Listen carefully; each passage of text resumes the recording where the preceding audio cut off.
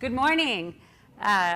It is absolutely my pleasure to be here, and I've also been to many, many conferences, and I haven't met such a wonderful group of educators and people. The South really is known for your hospitality and friendliness, so thank you so much. I really want to start by just recognizing what educators do. As a psychiatrist, I'm actually an adolescent addiction psychiatrist, and I've been on the other side. So I've been with those kids who have anxiety, depression, ADD. I'm giving them the medication. We're dealing with suicidal thoughts and suicide. And I know from the families that I've talked to and the students how important you all are, your school. From everyone who is driving the bus to saying hello in the reception, to the teachers, to the headmaster, to the community. And so I think just hearing from this side, and I know your work is actually far more powerful than my medications often. And so I'm going to give you some prescriptions that I give my patients. And I say I give a lot of antidepressants and stuff, but these are lifestyle and communication prescriptions. They will work if you are a human because they're all based on human neuroscience. And I'm going to pose this question really to you all, which is, can educators actually save humanity? Now, you may think that's a big, kind of a big idea, and I think it actually is something that we need to look at given our trends in the world, given where we are, and given the fact that young people can't wait to see someone like me in a hospital or a clinical setting. By the time they come to me, I have a 6 months to 1 year wait list sometimes, and we have to unwind so much. And if we can get in early, primary prevention, social emotional learning, community, all these important things, play, then we can make a huge impact, huge impact. So thank you for your time. We're going to talk about navigating these two opposing realities of our current world. And you may think that's a lot to talk about in 50 minutes, but what I like to say is the human brain and neuroscience, to really understand it, this is my mantra to you, which is it's simple but not easy. We know how to be healthy, happy, and self-motivated, but that doesn't mean we're doing it. For example, sleep and drinking water are simple things. And about 80 to 90% of all of us in this room are probably chronically sleep deprived and chronically dehydrated. And our students are. And that makes us irritable, tired, lethargic, our mood goes down. So we know to sleep and drink water. It's not like we need a debate. There's no for or against side. But that doesn't mean we're doing it. So knowing is not doing. Simple is not easy. But when we drink the water, when we get to sleep, our mood goes up, our energy increases, and we're on with our day. So doing leads to being. You're going to hear a lot of simple things that you may already know.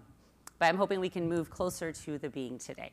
All right, please take a moment yourselves, because educators are among the most stressed profession, next to nurses, I believe. Just take a moment and think of some simple things that you know that you want to really get to in your life, whether it's walking more, sleeping more, drinking more water, connecting more, spending more time with family, and just take a mental note. I'm hoping that we can get some motivation going this morning. All right.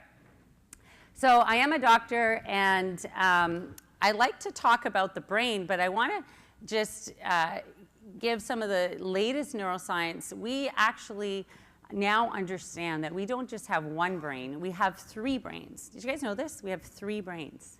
And I think this is fascinating, meaning a brain is specialized neural tissue that is intelligent. So these are cells that can learn.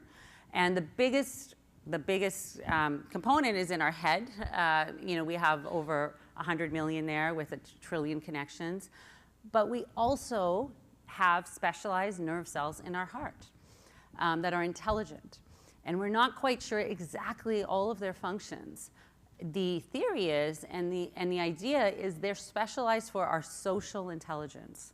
And that's why when we hear things like, oh, my heart breaks, we're talking about some kind of connection to those neurons, possibly.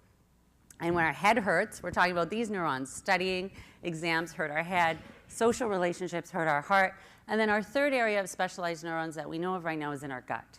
So that's our gut brain. Many, 80% of serotonin receptors are there. And we believe that they are specialized more for our emotional connections. And it's not that simple.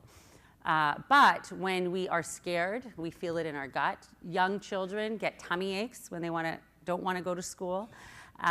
We throw up before public speaking or a nervous event.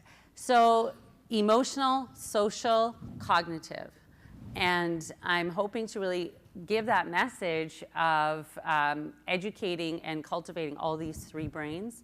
Because when they work together in sync, and when we do some simple things like breathing, we're integrating all three of these areas. So this is the new neuroeducation, in my opinion. This is the new neuroscience, not taking it out of the brain and really understanding how we function fully. So I use a metaphor called the dolphin parent, the dolphin way of life.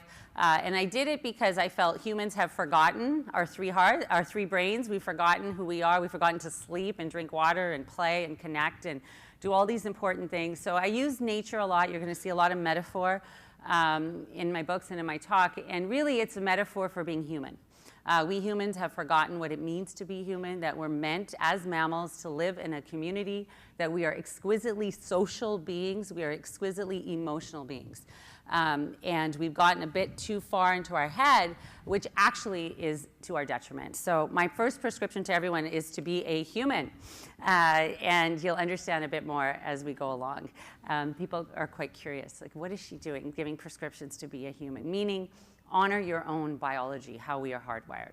Okay, before more prescriptions, I have to talk about the diagnosis. I'm wearing a white coat today as a doctor. And so what is the diagnosis? I say after over 20 years of working with families and researching on motivation, my area of research is addiction psychiatry. This is my diagnosis. So have a close look at this slide. I always show it. What are we seeing here? We're seeing a paradox. And this is not meant to happen. This is what we call negative evolution. And why are we going backwards? And I think this slide is really important because it shows us where we are at this moment in time. We're not meant to sit inside staring at a screen, crouched over on a desk under artificial light all day long. And that's causing all kinds of issues for us, for our health, for our students, for your teachers, for you. When you look at that middle character there, that hunter-gatherer, there's some natural antidepressants right there, standing up, walking, sunlight, nature, being in a group, challenging in your environment. The human brain evolved mostly in human history during that period of time. So this paradoxical image, I think, also reflects the paradoxical messages young people are getting these days. Things like sleep deprivation is a symbol of ambition, being too busy is a symbol of importance, being kind is a symbol of weakness, perfectionism. All these things are eroding into our mental space. And we're seeing for the first time stress being a health epidemic. So I worked in Geneva, Switzerland when this research was coming out. I was a young doctor at the time, and we were all thinking the health epidemic was going to be heart disease or the Ebola virus. This was back in the 80s, early 90s. Early 90s, yeah. And it was surprising because this is a paradox.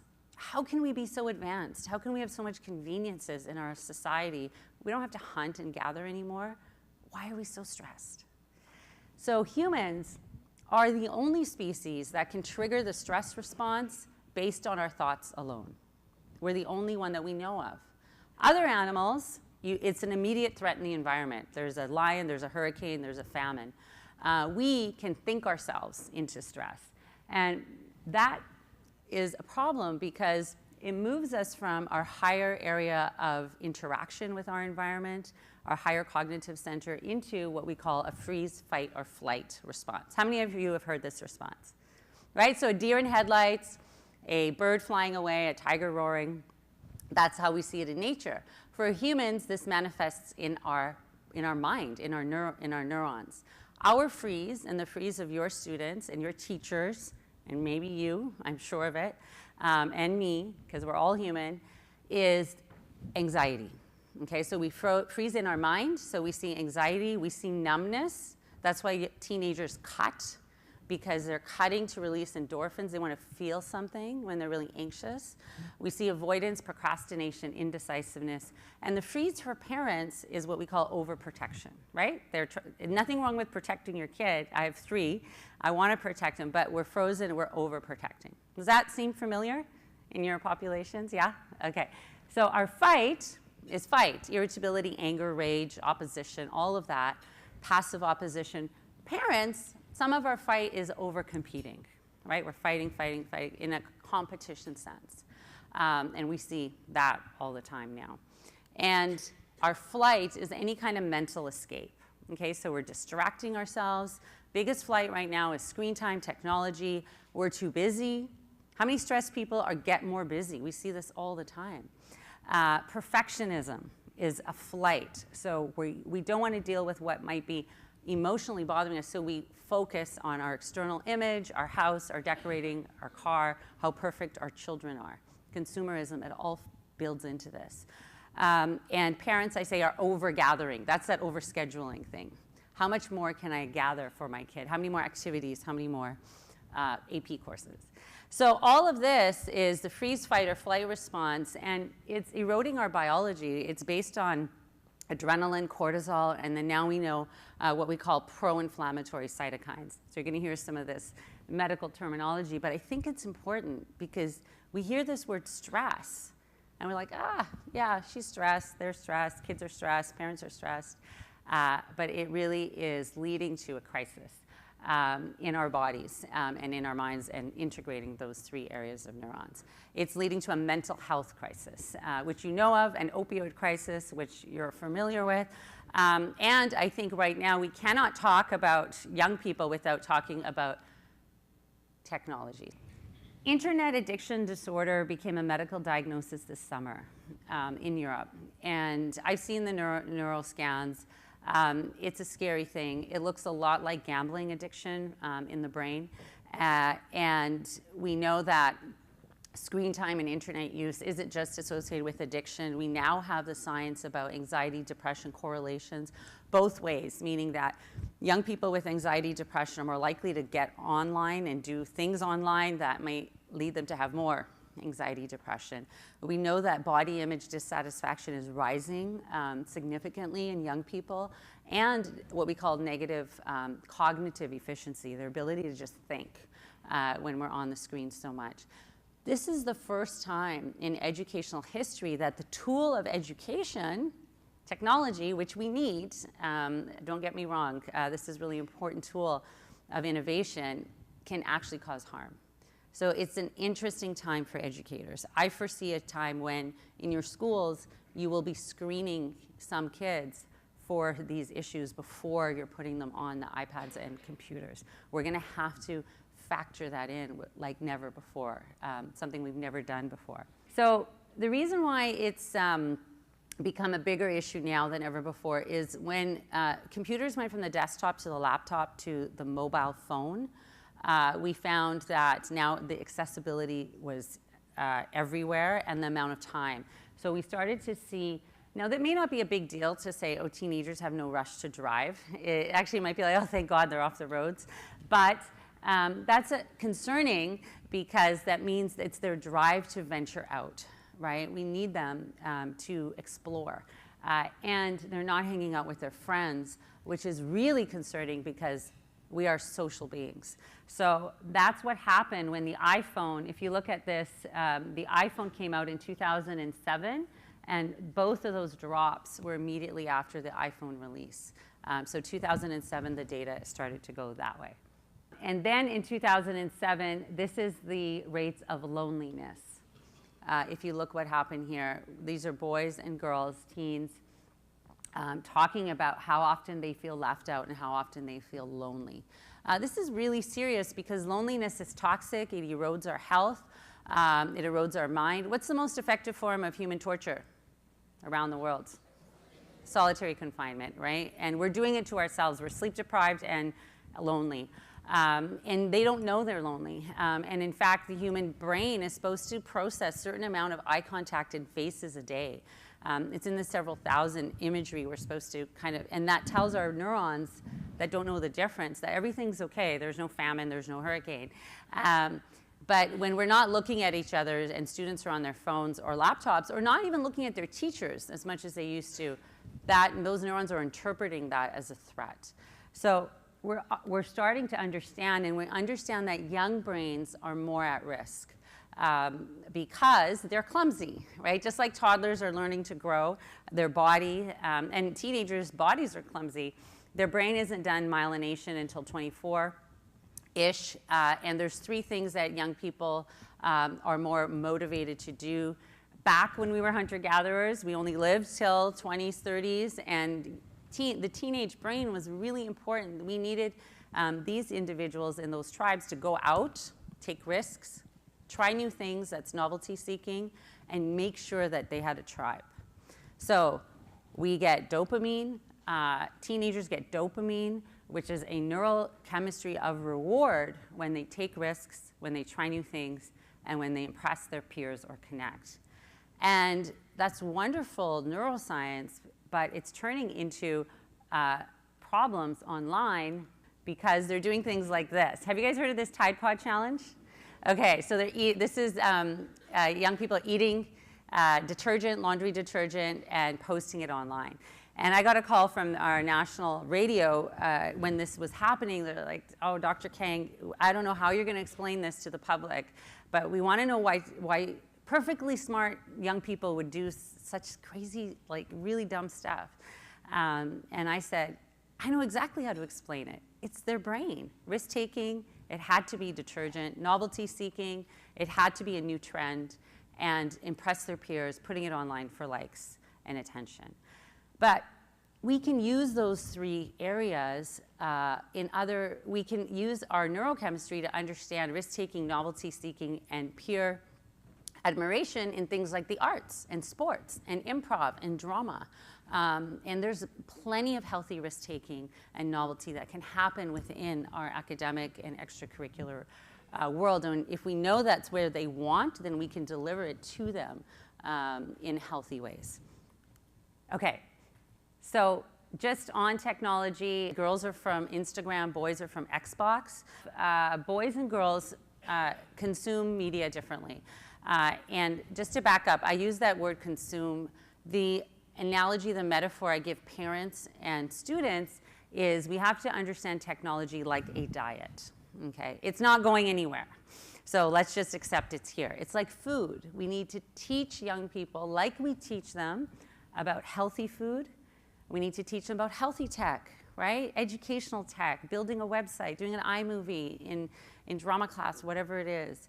And then there's junk tech, like junk food. Some pizza and pop on a Friday isn't going to kill you. It's fine, but you can't just consume junk, right? If that's all you're eating or consuming is Grand Theft Auto or social media, then it will impact your mind. It will be unhealthy. And then the toxic tech, like toxic food, is things like cyberbullying and pornography. You want to stay away from toxic tech. A little bit of junk tech's not too bad. Minimize it and build in the healthy tech. If we understand that, then we have a framework to talk about technology. And I do a lot of full lectures and webinars and workshops on just this topic. But what we know about technology, a lot of what we knew came from video games and boys. And the issues there were time management and desensitization to violence. And now we know that because girls, in general, now this gender is not binary, but in general, what our studies are showing is that we're seeing girls more on social media. And the problem there is comparison. So the comparison is what leads to the problem with the anxiety, depression, body image. So you can spend 1 hour on Instagram and you could be following people and learning quotes and inspiring yourself, and that's all good, healthy tech. Or you can spend 1 hour on Instagram comparing your life to others, and that's now toxic tech. That same 1 hour on the same platform depends on how you use it. Okay, so tech is everywhere, and I think that we're seeing a rise in narcissism in general among boys of high affluence and a rise in perfectionism of girls. And all of this is happening more in those of higher socioeconomic category. So it is, and we have this data. So are you all stressed now too? Like, is this all kind of depressing, right? This is a lot, and we just covered a lot. And the message I'm saying is there is hope. We can change. We're getting there. And nobody has this all figured out, okay? Not even us mental health professionals, experts on motivation, parenting, all of this. I share this next slide with all my audiences because I think it is an example of what real life often looks like. This is what happened to me when I had my 3 kids right here. And it is tough, right? Being a parent, being with kids, there's so much that is coming at us. As educators, there's video games, there's junk food, there's all kinds of stuff, and it is tough. And so the solutions, though, simple but not easy. We know them, that doesn't mean we're doing them. So we want to get to the doing. We want some change. What do you guys think? Do we need to make some changes? Yeah, okay. So I'm going to give you a little bit of the psychology of change. I've talked a lot about neuroscience. I'm going to talk more about neuroscience. But I am an addiction psychiatrist. And so I thought, if I can get a 17-year-old young person with ADD and depression who's addicted to cocaine or alcohol or marijuana or whatever to change using evidence science-based tools that we know, that we've researched for over 70 years, can't we apply those tools to other change, our lifestyles, change in education? That we're right now at this precipice of change. So this is called the stages of change. It's really an interesting framework. It's pretty intuitive that you'll see. And if you can see the far end, these are the stages anyone goes through when we're thinking of change. The far end is called pre-contemplation, okay? So that might be, let's say, a school system that wasn't even thinking of social emotional learning. They're like, what? Like, no, we just got to do math, reading, writing, arithmetic. It wasn't on the radar. Then it was contemplation. It's like, oh, okay, wait a minute. Technology's here, and kids don't need to know the right answer anymore. They need to know how to ask the right question. And innovation is being driven by this technology. We need a different skill set. We need this 21st century skill set. Maybe we should look at how we relate to each other. And we're in contemplation and preparation. Yesterday, Donna mentioned the third educational revolution, and that the third revolution is going to be teaching feeling and relating. And you go to a conference, you're like, okay, I'm preparing, this is great, and then you move into action. Action is you're ready to integrate social emotional, let's say, learning in your classroom or in your school and talk about it more. And we need to educate the heart and the gut and the brain. And you're in action and you're great and you do this rollout. And then midterms come or winter break and it kind of gets really busy and you relapse, okay? And you kind of stop doing it. Does that make sense, the stages of change for anything? Now, it's really helpful to know this because as a leader in your school, you may be in action for something. You may be in action to say, you know what, we're really going to change our uniform. But your staff might be in pre-contemplation or contemplation or somewhere else. You may say, like, look, we need to look at this issue of cell phones in the classroom. So really look at your community and find out what stage everyone is in. In general, for the issue of change, only 20% are in action at any given time for anything. So I'm going to show you a video. It's a little bit of an absurd situation. It's an acting situation. And the woman in the video is in pre-contemplation for her problem. And the male in the video, the man in the video, is in action. And it's just an exchange between the two of them. It's just, there's all this pressure, you know? And sometimes it feels like it's right up on me. And I can just feel it, like literally feel it in my head. And it's relentless. And I don't know if it's going to stop. I mean, that's the thing that scares me the most, is that I don't know if it's ever going to stop. Yeah. Well, you do have a nail in your head. It is not about the nail. Are you sure? Because, I mean, I'll bet if we got that out of there... Stop trying to fix it. No, I'm not trying to fix it. I'm just pointing out that maybe the nail is causing... You always do this. You always try to fix things when what I really need is for you to just listen. See, I don't think that is what you need. I think what you need is to get the nail See, out. you're not even listening now. Okay, fine. I will listen. Fine. It's just, sometimes it's like, there's this achy, I don't know what it is. And I'm not sleeping very well at all. And all my sweaters are snagged. I mean, all of them. That sounds really hard. It is. Thank you. Ow! Oh, come on. If you would just... Don't. Okay. So how many of you have ever felt like the guy in this video? Like, oh my God, right? You know exactly what the problem is. The teacher just needs to check her emails, or that other phys ed coach just needs to just chill out a little bit with the kids. That it's okay, they're not going to the Olympics, whatever it might be. You know what the problem is. Your teenager just needs to wake up earlier. I don't know. But the person, you're in action, the person's in pre-contemplation, okay? So there is a science of how to move people forward to change, and I'm hoping you can use it for any topic in your life. I'm hoping to use it towards social-emotional learning, cognitive learning in your schools, because that really is that third revolution. So I showed that video on purpose also because I noticed some laughter in the room. And I wanted to show that laughter is a simple but not easy thing that we all know is highly effective for learning, for bonding, that we are not doing enough. Laughter releases endorphins and makes us feel good.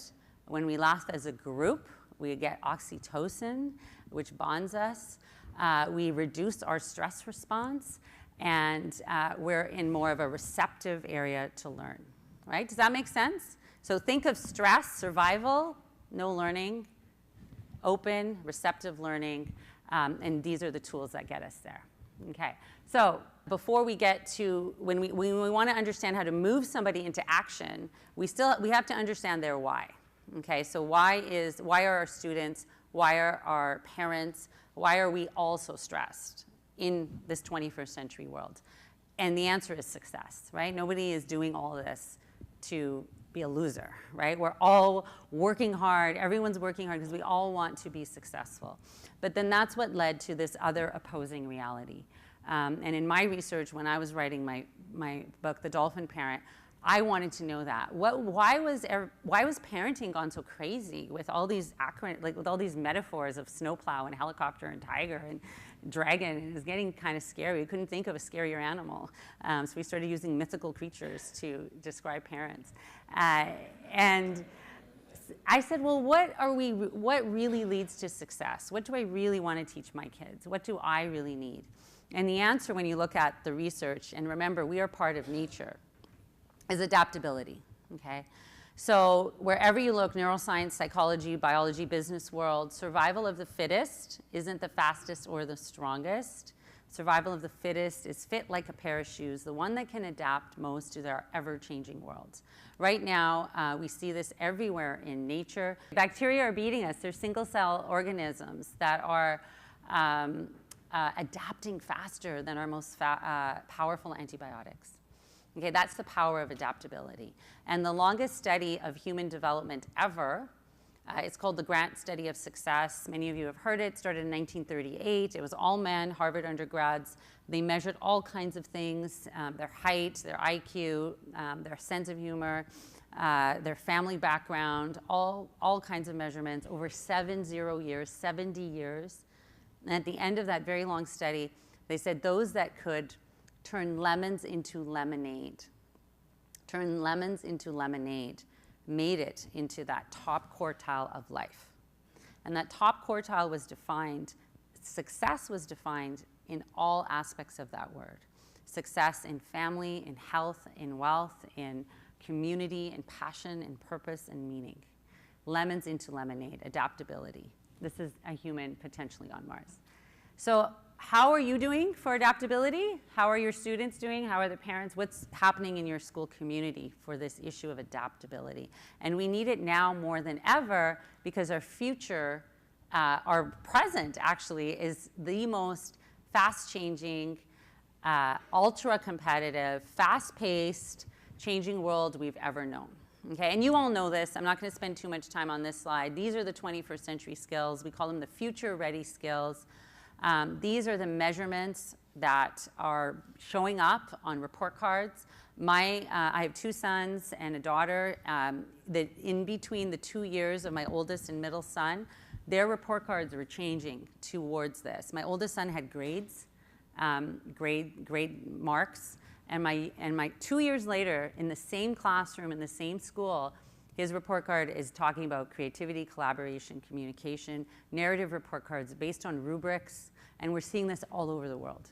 And so this is our, we call these ingredients, when you actually look at them though, they're the ingredients of adaptability, the 21st century skills. The only one you may not be familiar with is the contribution, which I know you are familiar with, but I've added it in to make up this term CQ, which is consciousness quotient.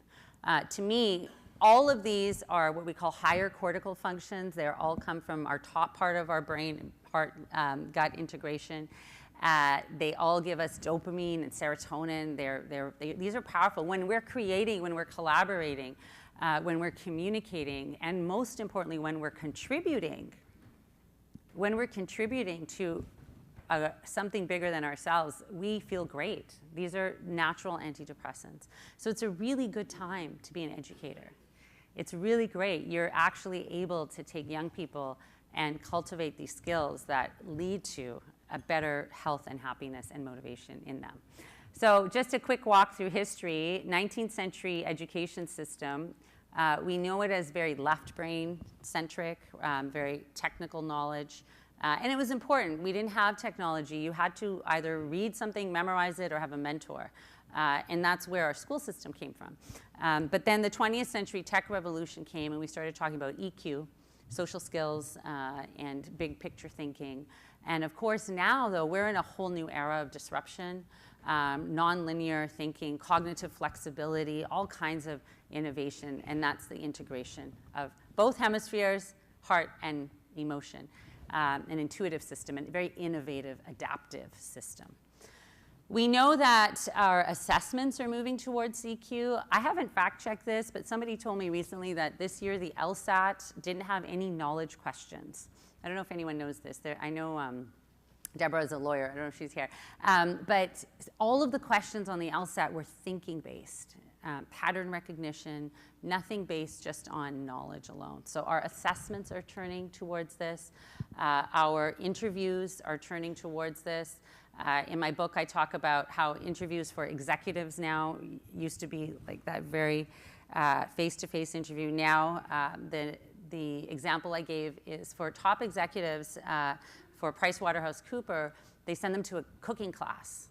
And they're not looking to see if these executives can cook.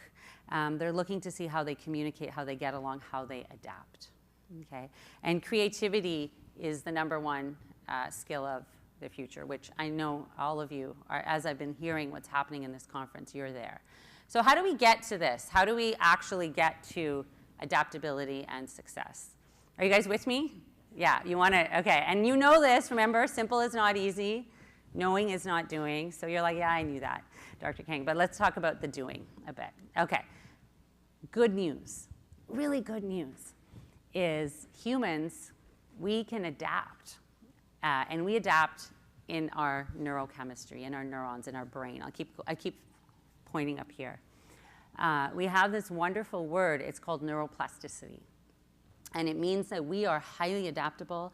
We can learn, we can innovate, and it never ends until the moment we die.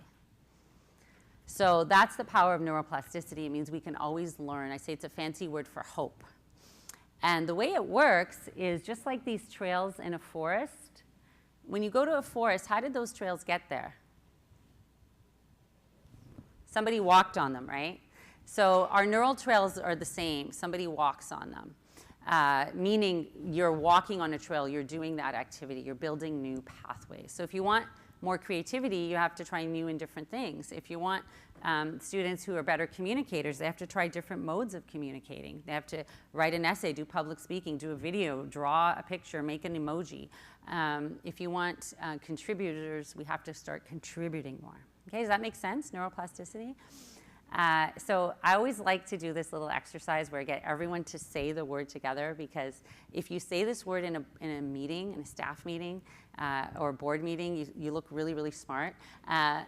And if you're advocating for social emotional learning or more play or more rest or all of the things I've been talking about, this word will kind of help you do that. So on my count of 3, we're going to say neuroplasticity. Okay, 1, 2, 3. Neuroplasticity. Awesome. You feel smart, right? Okay, good.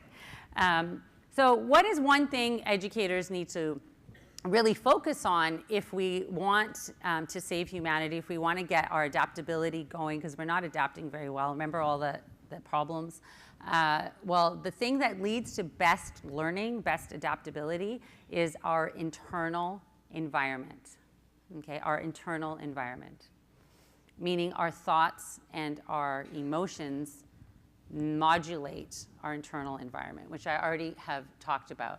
We, as educators, want to reduce that stress response. We want to enhance that learning response. We want to focus on thoughts and feelings which come from our social emotional state. It governs our neurons in our brain and our heart and our gut, our cortisol levels, our oxytocin, all of these things that lift us into that higher state of learning. Okay? So if educators, we can lower the stress response, increase bonding, and I'm going to give you the examples, release that endorphin, that pleasure principle that gives us that sense of openness and learning. Dopamine is for reward, serotonin is for our mood, and then the last one is heart rate variability. It's the other thing we're starting to measure. So for example, if you're trying to coach a teacher, a young teacher, and they're nervous and their heart rate's going and it's kind of not a very open learning environment. We know just based on heart rate variability. You want to calm things down a bit first and reduce that cortisol, that heart rate, and get these neurochemicals going. And now you're in a place to learn. Does that make sense? Okay.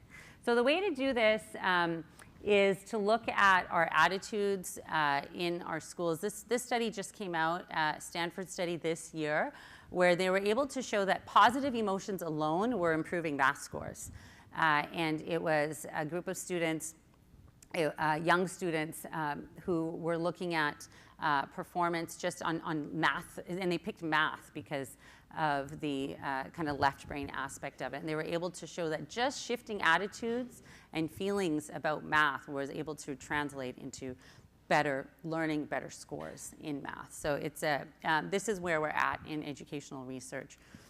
And I want to give you what I say, 3 things that will lead to that kind of learning that humans aren't doing, that we need to do every day, that dolphins do every day, that all mammals do every day, that hits all 3 of these parts of our neurochemistry. Okay, and you can remember them as play, others, and downtime. Okay, so play, others, downtime. I'm going to go through them. You all have your slides as well. So the first is, and the ideal classroom, I would love to see, as a neuroscientist, the classroom of the future would be a classroom that starts with downtime, right? Instead of running around in the hallways and you run into your class and everyone's all stressed, you just start the class with a little bit of downtime. And then you bring in the others. We are relational beings, we are social beings. You make sure the social relationship is right. You're feeling good about the context, the bullying or the teacher or what's happening in the environment. That's a good, conducive learning environment. And then you bring in the play. The play is the cognitive learning, the growth mindset, the trial and error learning. Does that make sense? So we start with downtime. Okay, so downtime is the hardest, simplest thing we're not doing. We're not resting. We're not taking breaks. We are too busy. Just to talk about this is my prescription. When we slow down, okay, when we slow down, We improve our focus, we improve our attention. There's an area of our brain called the default modal network that kicks in. We are more likely to problem solve. We get breakthroughs from times of breaks. And an amazing one is when we slow down, our moral compass emerges. So if you think of when you've been quiet or contemplative, that's when you might say, I was kind of mean in that meeting. Maybe I should go say sorry. Maybe I should call my aunt, she's sick.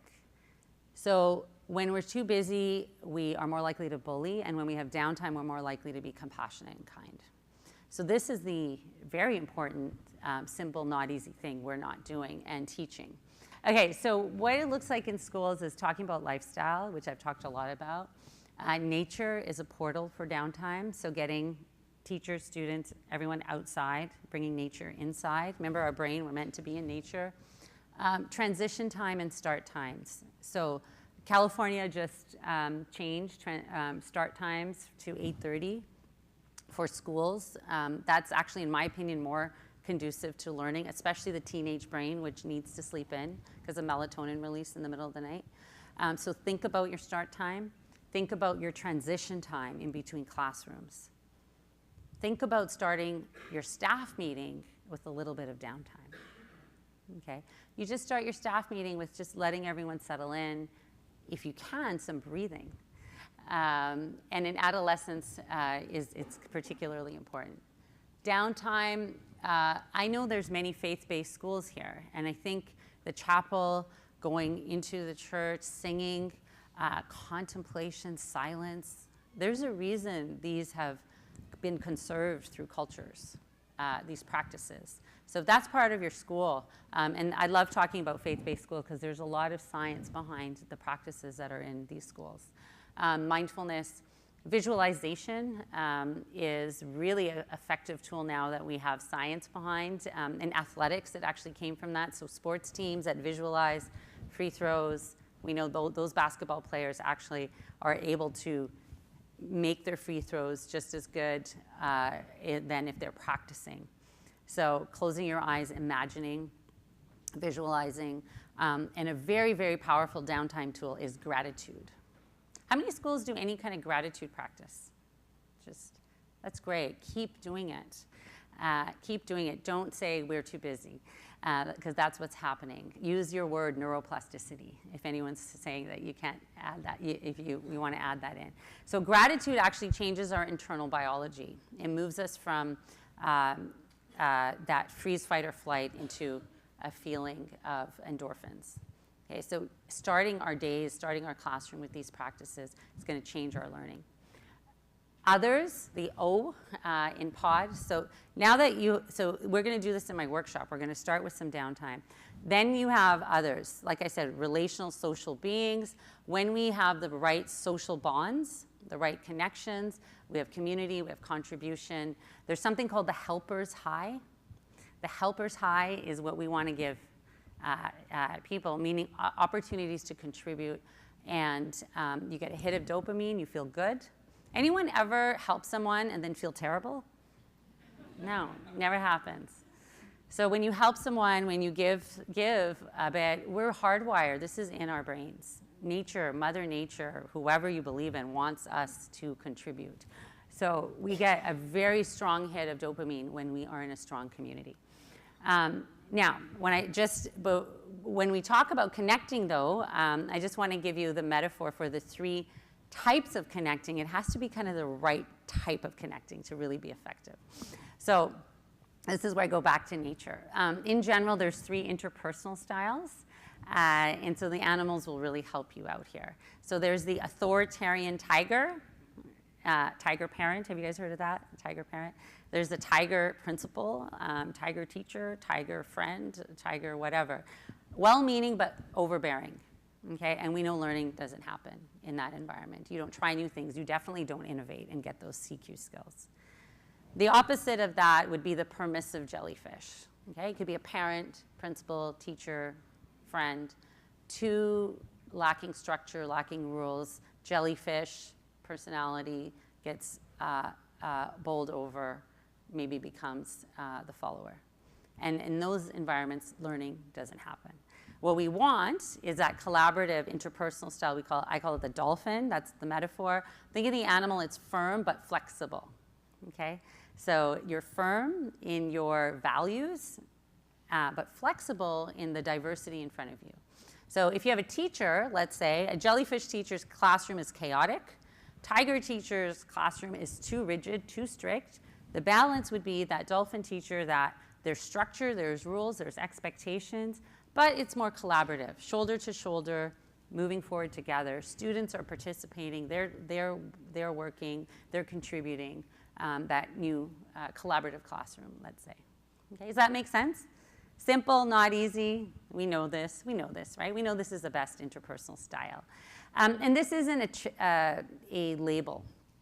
When we're in freeze, fight, or flight, tiger is more fight, jellyfish is more flight and freeze. So it depends on your state. I say on Mondays I'm a tiger, Fridays I'm a jellyfish, and Wednesdays I'm pretty good and a dolphin. Okay, so you want to be that, and that leads to these future-ready skills, these innovation, leadership, resilience skills when we bring this approach to our learning.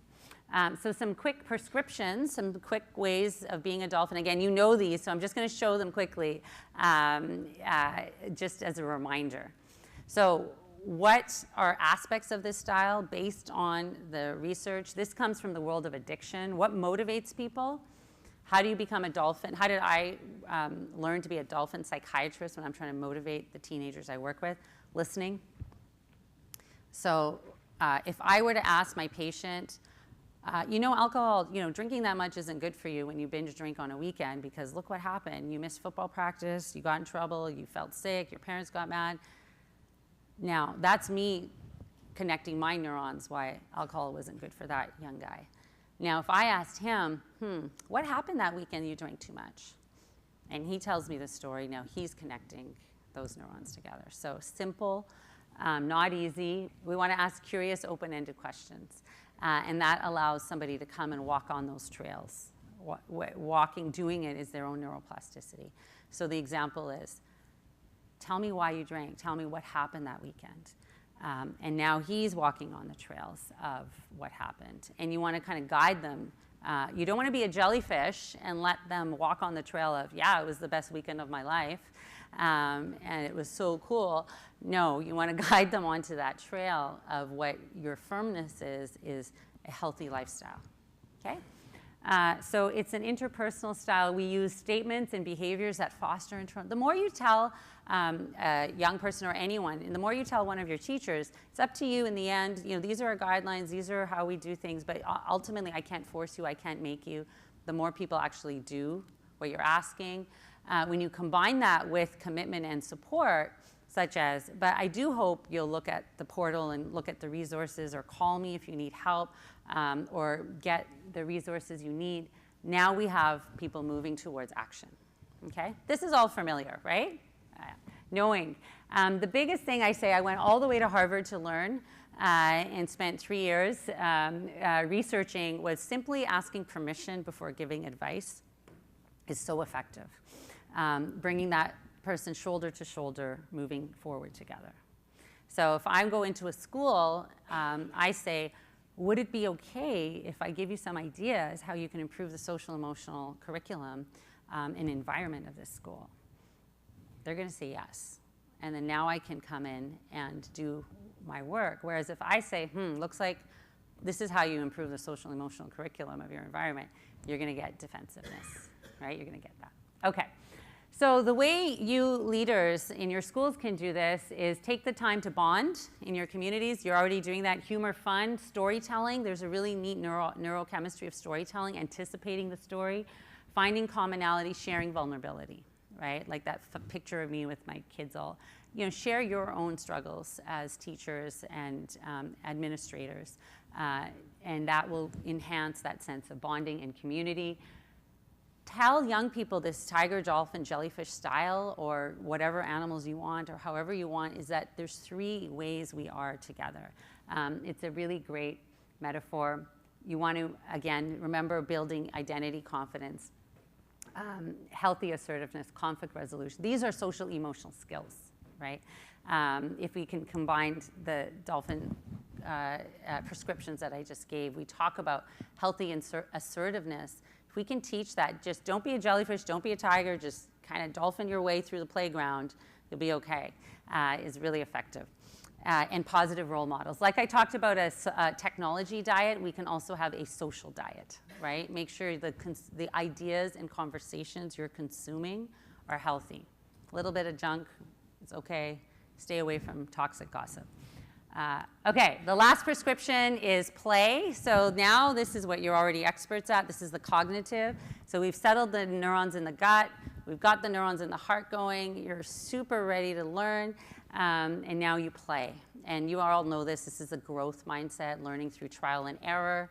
Play is how we innovate. Play is conserved in all mammal species. We're meant to do it as children. We're meant to do it as adults. It's our passions. It's our hobbies. And there's certain ways we play. In your schools, I know you're already doing this, but please keep all these aspects of play. There's a lot of science of play. I actually have I can talk for like a week on, I literally have a week-long course on play. Object play, when we move our hands, we move our brains. The hand evolved the same time as the brain. Storytelling, imagination, visualization, all this leads to that neuroplasticity, that adaptability. I like to give the story of rough and tumble play because I feel we're not allowing kids to do that enough. My two boys, when they used to wrestle, I didn't like it. It was like, oh my God, they're going to hurt themselves. Then as I did my research, I realized that when kids wrestle on the ground, the pushing and pulling of their physical body teaches them the pushing and pulling of the social body, the social mind. And kids who wrestle actually aren't as likely to bully when you allow rough and tumble play. So then I took my daughter, I used to grab her and throw her in and make her wrestle with the boys. Okay. And we have play personalities. So use your staff.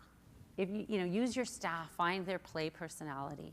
And that's why we have diversity among our species. And I'm talking at a neuroscience level. Our diversity is great because we need all these different personalities to survive and to respect what that personality might be. Okay, so in your schools, just for closing, play mindset of experimenting. We're going to do some brainstorming. We're going to do some play in my workshop.